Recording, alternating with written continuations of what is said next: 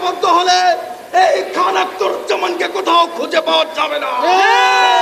প্রিয় দেশবাসী, আমরা উপদেষ্টা মণ্ডলের দৃষ্টি আকর্ষণ করতে চাই, অবিলম্বে খান আখতারুজ্জামানকে গ্রেপ্তার করুন এবং তাকে সম্পূর্ণ শাস্তির আওতায় নিয়ে আসুন, নতুবা তৌহিদের জনতা রাজপথে পুনরায় নামতে বাধ্য হবে ইনশাআল্লাহ। আমরা লক্ষ্য করেছি ফ্যাসিস্ট আমলে যেভাবে আলেম ওলামারাও থানায় গেলে আমাদের চিঠি নেওয়া হতো না, আমাদের মামলা নেওয়া হতো না, ঠিক একই কায়দায় কাজী ইব্রাহিম সাহেবের উপরে হামলার পরে তিনি যখন থানায় গিয়েছিলেন তার চিঠি গ্রহণ করা হয় নাই। এখন ফ্যাসিস্ট আচরণ, একই নৈরাজ্যের আচরণ আমরা লক্ষ্য করছি। এটি আমরা এই স্বাধীন রাষ্ট্রে ২৪-এর গণ অভ্যুত্থানের এই ফ্যাসিস্ট মুক্ত রাষ্ট্রে এই ধরনের ফ্যাসিস্ট লোকদেরকে আমরা আর মেনে নেব না।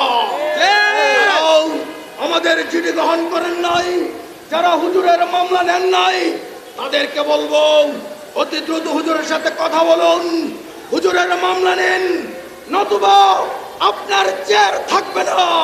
৫ই আগস্টের পূর্বে আপনি কোথায় ছিলেন তা আমরা তদন্ত করে দেখতে বাধ্য হব।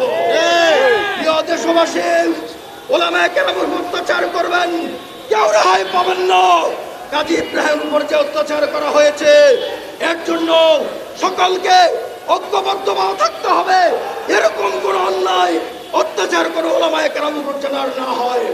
আসুন দলমত নির্বিশেষে ওলামায়ে কেরামদেরকে ভালো রাখার জন্য, ওলামায়ে কেরামরা সুখী থাকার জন্য, এদেশের মানুষ ভালো থাকার জন্য, এদেশ শান্তিভাবে চলার জন্য ওলামায়ে কেরামের হাতকে শক্তিশালী করি, কাজী ইব্রাহিমদের হাতকে শক্তিশালী করে আমরা আমাদের আজকে যে ঘোষণা করা, আজকে যে কর্মসূচি চলমান রয়েছে, যতক্ষণ পর্যন্ত খান আখতারুজ্জামানের বিচার করানো হবে ততক্ষণ পর্যন্ত আমাদের এই কর্মসূচি চলমান থাকবে ইনশাআল্লাহ। দলমত নির্বিশেষে অন্যায়ের বিরুদ্ধে প্রতিবাদ গড়ে তোলে, অন্যায়ের বিরুদ্ধে প্রতিরোধ গড়ে তোলে। আমি আমার সংক্ষিপ্ত কথা এখানে শেষ করছি।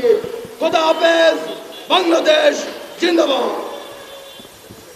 বাংলাদেশের কৃতি সন্তান হিসাবে পরিচিতি লাভ করেছেন।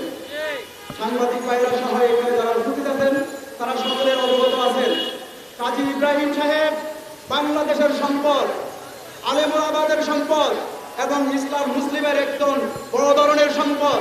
এটা আমরা সবাই আন্তরিকভাবে লালন করছি এবং কাজী ইব্রাহিম সাহেবের প্রতি যে অনৈতিক আচরণ এবং যে বর্বরচিত হামলা হয়েছে তার প্রতি আমি তীব্র নিন্দা জানাই এবং যারা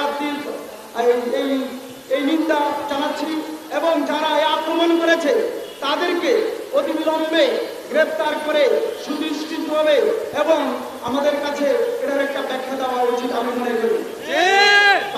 কাজী ইব্রাহিম সাহেব বাংলাদেশের একটা নক্ষত্র যে অবস্থায় আমাদেরকে আলো দেয়, বাংলার মানুষকে সেভাবে আলো দেয়। কাজী ইব্রাহিম সাহেবের বাবা ছিলেন বাইতুল মুকাররমের তৎকালীন আমলের খতিব, আপনাদের সবাই অবগত আছেন। কাজী ইব্রাহিম সাহেব আমরা মনে করি বিশ্বের বরেণ্য আলেম এবং কাজী ইব্রাহিম সাহেব হাজারো আলেমের উস্তাদ এবং বাংলাদেশ আলোচনা এবং ইসলামী চিন্তাবিদের অন্যতম একজন। তাই আপনাদের মাধ্যমে আমরা আকুল আবেদন জানাচ্ছি ওনাদেরকে বিশেষভাবে বিচারের আওতায় এনে সুস্থ একটি বিচারের মাধ্যমে এবং আমরা ওনাদের বিচারের সুস্থ তদন্তের মাধ্যমে বিচারের আবেদন জানাচ্ছি। আজকে ইলেকট্রিক মিডিয়ার মাধ্যমে জানাচ্ছি আমাদের যে কাজী ইব্রাহিম সাহেবের প্রতি আমরা সবাই একত্রিত হয়েছি, এই একত্রিত হয়ে আমরা আগামীতেও